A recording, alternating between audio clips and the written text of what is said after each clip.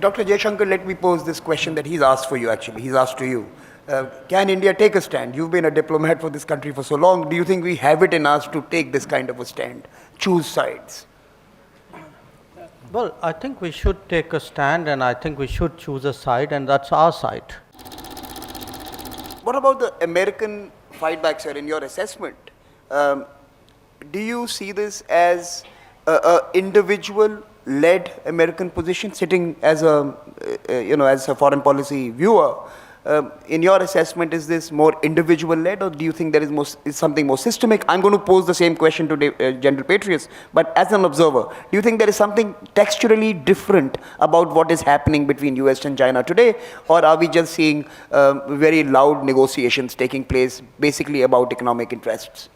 Well, I think on the United States, it would depend on the issue. Clearly, on a lot of issues, there are sharp individualistic positions, usually at 4 o'clock in the morning through a tweet.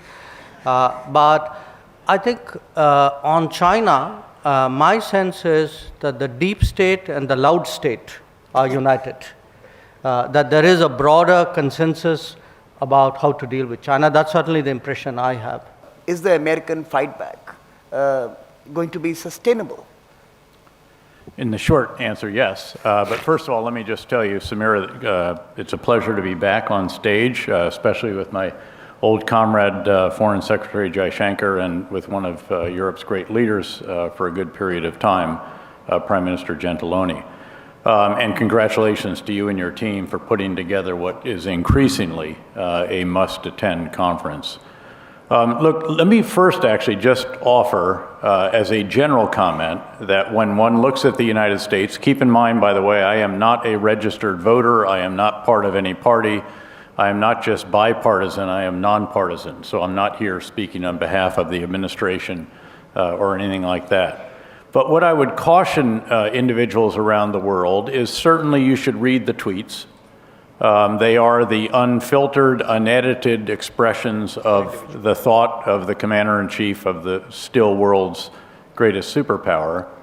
But then follow the troops, follow the money, and follow the actual policy. And as the Prime Minister and I were discussing backstage, the U.S. is actually doing more for NATO. Certainly it's also criticizing more vehemently, if you will, the lack of adequate defense spending on NATO, but as the Prime Minister noted, this is not the first president to do that. I was a NATO officer, if you will, as a 1-star, 3-star, 4-star, while also being U.S. roles in those positions.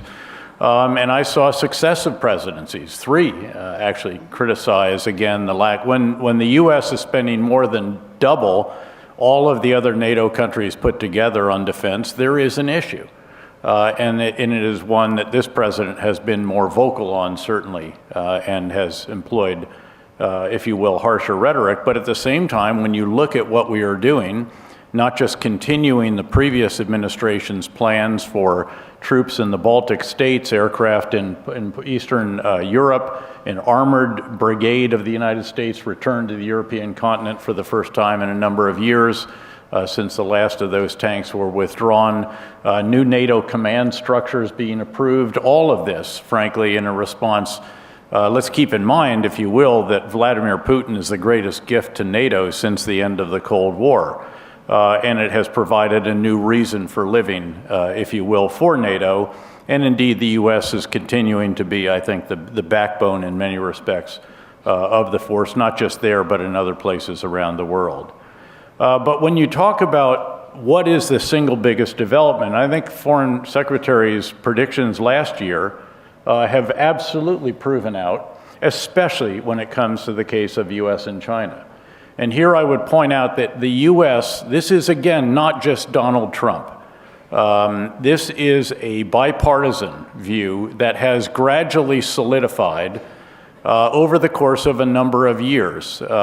You started with a U.S. view that if we welcome China into the WTO, into global trading, if we extend a hand, if we allow them to protect some of their industries through definitions that no longer quite apply, et cetera, if we raise concerns about theft of intellectual property, IP forced transfer, protections, the Great Firewall of China that excludes 3 of the great technology firms and others of the world. Over time, China inevitably, as it becomes more wealthy, will become more open, more transparent, more, if you will, supportive of the values that I think those on the stage here and many in the audience treasure, and frankly, more like us. And unfortunately, that has not come to bear in all cases. This is not a criticism of that. This is a different system, and we are now seeing that. But what has happened is there's a bipartisan resolve in the United States now that something does have to be done. Dr. Jaishankar, let me pose this question that he's asked for you, actually. He's asked to you. Can India take a stand? You've been a diplomat for this country for so long. Do you think we have it in us to take this kind of a stand? Choose sides? Well, I think we should take a stand, and I think we should choose a side, and that's our side. And I'll tell you the reason. India first. Oh, absolutely. Why not? Say, look. As all countries do, after all. I mean, at the end of the day. If you look at some issues, say trade issues, trade deficit, market access, non-market economics, connectivity. I think these are issues where actually a lot of our concerns are shared by the US and Europe as well.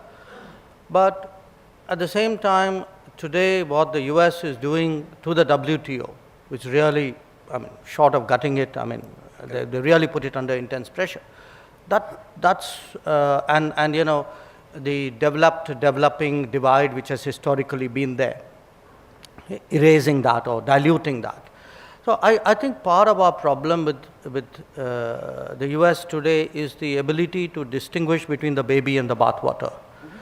So you can't, solve the problem by chucking both out. I think this is so the larger answer to your question would be there will be a lot of areas where our interests would converge with those of the US and Europe.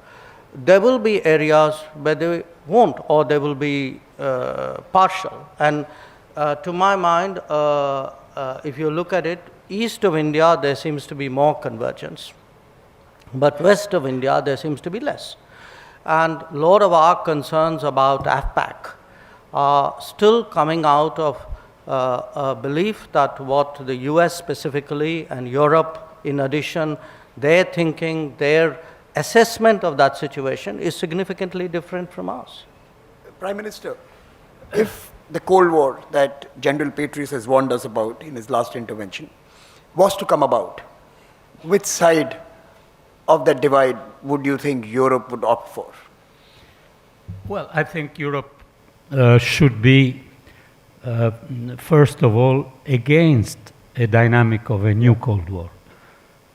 I think we have nothing to win and a lot to lose in a dynamic of a new Cold War. Let me ask you, Russia, and if you were to now make the similar predictions for the next year when you're speaking with us again, and I question you on those, what would those be? So Russia and the next changes that 2019 could see as something that we would all have to contend with.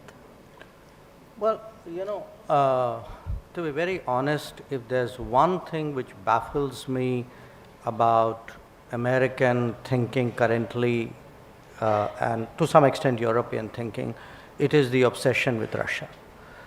I think it's so emotional, it's so visceral. Like India with Pakistan? In a way, more so. More so. No, I'm sorry, I'm just putting it. We haven't yet passed laws of sanctions against Pakistan. Okay. So, and I'll tell you why. Look, I mean, it's interesting you make that comparison because in our own part of the world, we get advice from other people saying, be practical, be rational, you can't not talk to the other guy. Okay, they may be doing bad things, but you got to live with it. You got to get them into the tent. Now, for people who give you all this advice in running our lives, Behave like ourselves when it comes to absolutely. So I'm honestly, the extremes to which this has gone, and I'm not sure it's even smart because I think it's actually giving Russia less and less incentives. To be a stable actor. No, I mean, obviously then Russia will be angular to assert itself, make its point. So I think this is an issue on which, I mean, it's not an ideological issue, at least for us. But I think we have a very clear sort of difference in perspective with the Western world broadly here. Your answer, where would we be, where would we start? I think about the only thing I could say safely, I hope, 2019 is going to be a much bumpier year than 2018. I think you're going to have, particularly US, China, look, the Chinese have come such a long way and so successfully. They're not going to give up on a model which in their minds has worked for them, and the United States today and Europe to some degree finds its very core interests under pressure. So I see sort of elements of irreconcilability here. Now, but in real life, even the irreconcilable is temporarily reconciled. So I think you're going to have truces, you're going to have partial agreements, you're going to have a kind of a ceasefire of various kinds, but it will remain very frictional and very bumpy, and I'm not sure that's going to be good for the world, but it's going to be the reality.